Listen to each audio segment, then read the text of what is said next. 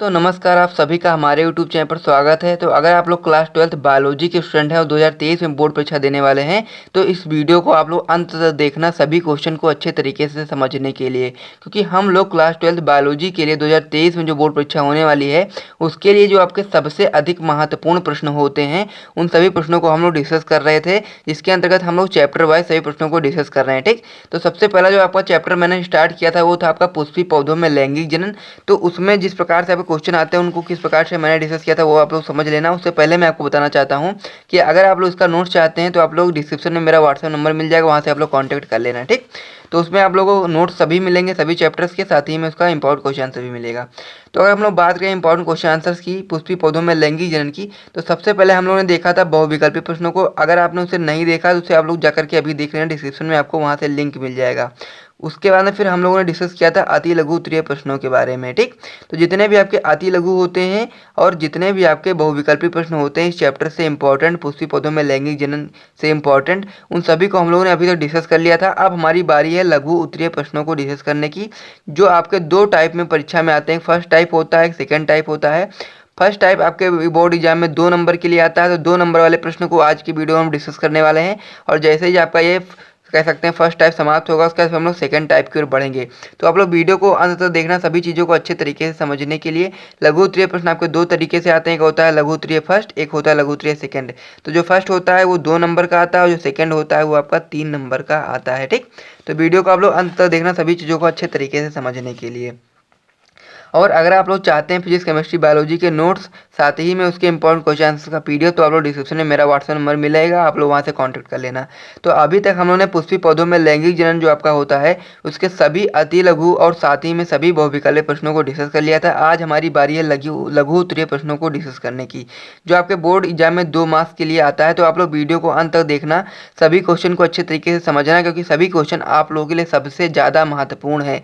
तभी मैंने यहाँ पर लिखा है सबसे अधिक महत्वपूर्ण प्रश्न।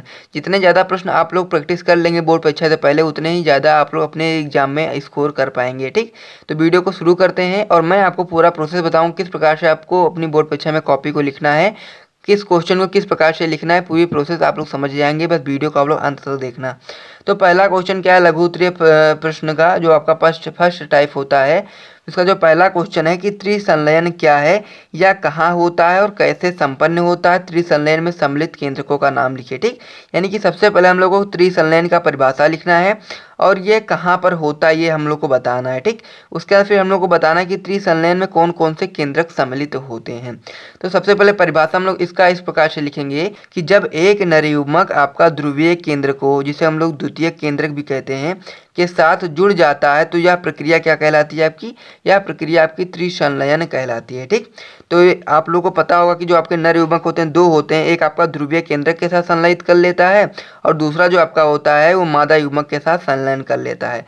तो जो आपका एक नर युग्मक होता है जब ध्रुवीय केंद्रक के साथ संलयन कर लेता है, तो यह जो प्रक्रिया होती है आपकी क्या कहलाती है, त्रिसंलयन कहलाती है। ठीक, उसके बाद फिर हम लोग बात कर लेते हैं कि त्रिसंलयन कहाँ पर होता है। तो जो त्रिसंलयन होता है आपका भ्रूणकोश के अंदर होता है, यानी कहने का मतलब ये है कि जो भ्रूणपोष होता है उसके अंदर आपको त्रिसंलयन की प्रक्रिया होती है। ठीक, अगला पॉइंट है आपका कि त्रिसंलयन में सम्मिलित केंद्रक, यानी कि जो त्रिसंलयन होता है उसमें सम्मिलित कौन कौन से केंद्रक होते हैं उसकी अगर हम लोग बात करें तो सबसे पहला जो आपका होता है, एक तो आपका हो गया नर केंद्रक, यानी कि जो नर का केंद्रक होता है एक वो हो गया, और साथ ही में 2 ध्रुवीय केंद्रक।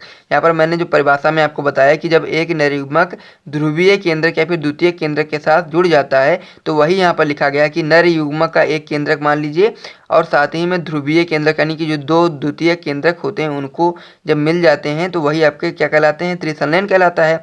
तो यही यहाँ पर लिखा गया कि इस त्रिसंलयन में सम्मिलित केंद्रक होते हैं, एक आपका नर का केंद्रक होता है और 2 ध्रुवीय केंद्रक होते हैं। तो जो पहला क्वेश्चन था उसका आप लोग इतना ही आंसर लिखेंगे, बस आप लोग को 2 मार्क्स जो आपके होते हैं पूरी तरीके से कंप्लीट हो जाएंगे। ठीक, तो अगर आप लोग इतना लिख करके आएंगे तो आप लोग को 2 नंबर अच्छे तरीके से मिल जाएंगे, उसमें एक भी नंबर आपका कटने नहीं वाला है। अगला क्वेश्चन की बात करें तो हमारा जो अगला क्वेश्चन है कि नर युग्मकोद्भिद, यानी कि जो आपका आवृत बीजी जो पौधे होते हैं उसमें नर युग्मकोद्भिद का विकास पर हम लोग को टिप्पणी लिखना है। ठीक, यानी कि जो आवृत बीजी पौधे होते हैं उनमें नर युग्मकोद्भिद का विकास किस प्रकार से होता है उस पर हम लोग को क्या लिखना है, एक परिभाषा या फिर कह सकते हैं टिप्पणी लिखना है। तो आप लोग आंसर इसका इस प्रकार से लिखेंगे कि अगुणित परागकण, यानी कि होता क्या है, जो आपका परागकण क्या होते हैं, अगुणित होते हैं, यानी कि n होते हैं।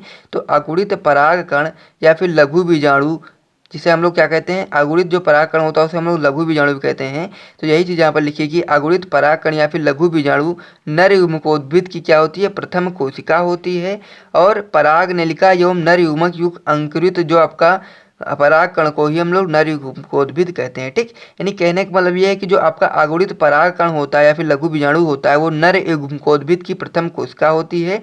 और यही जब परागकण आपका पराग नलिका एवं नर युग्मक युक्त अंकुरित हो जाता है तो वो हमारा क्या कहलाता है, परागकण को ही हम लोग क्या कहते हैं, नर युग्मकोद्भिद कहते हैं। ठीक, तो आपको अच्छे तरीके से क्वेश्चन समझ में आ गया होगा। ये जो आपका प्रक्रिया होती है नर युग्मकोद्भिद के विकास की, ये आपके 2 चरणों में होती है। तो आप लोग ये भी लिख देना कि जो नर युग्मकोद्भिद का विकास होता है वो 2 चरणों में होता है।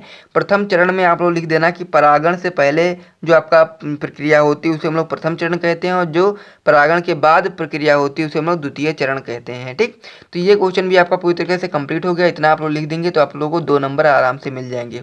अगले क्वेश्चन की ओर बढ़े तो हमारा अगला क्वेश्चन है कि अपरिपक्व परागकोश की अनुप्रस्थ काट का नामांकित चित्र बनाइए। ठीक, तो हम लोग क्या करना है कि जो आपका अपरिपक्व परागकोश होता है उसकी अनुप्रस्थ काट का हम लोग को नामांकित चित्र बनाना है।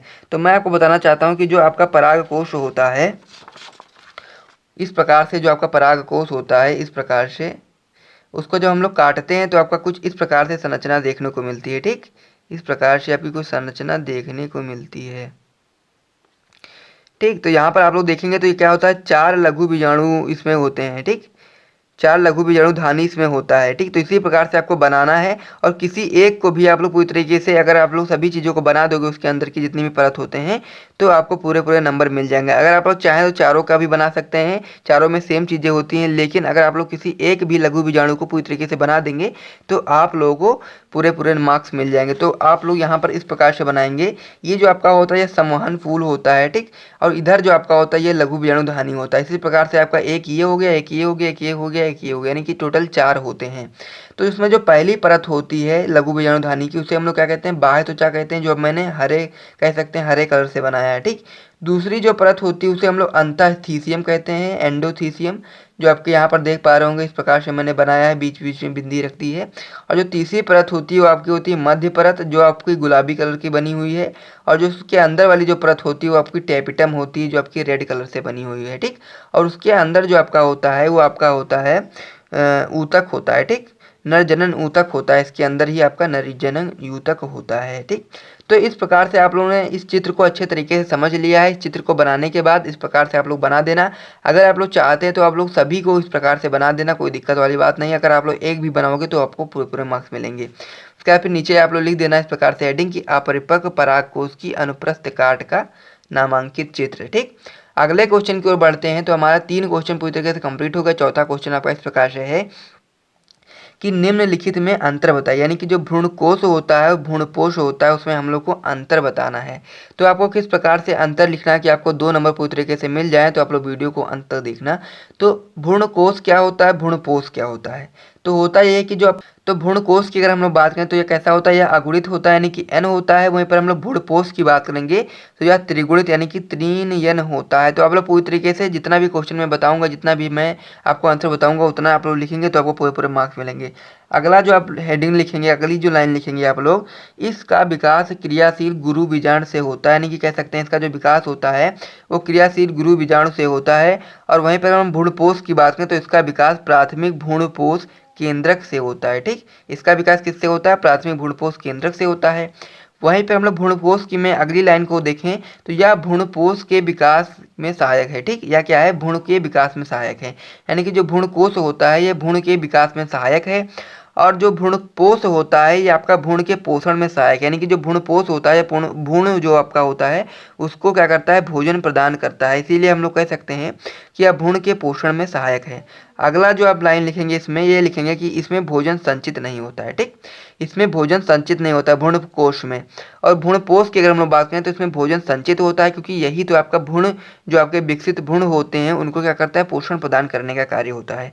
तो इतने क्वेश्चन को हम लोगों ने अच्छे तरीके से डिस्कस कर लिया था। अगर आपको वीडियो पसंद आया तो वीडियो को आप लोग लाइक कर देना, चैनल को कर देना सब्सक्राइब, ऐसे ही और भी महत्वपूर्ण प्रश्नों को जानने के लिए।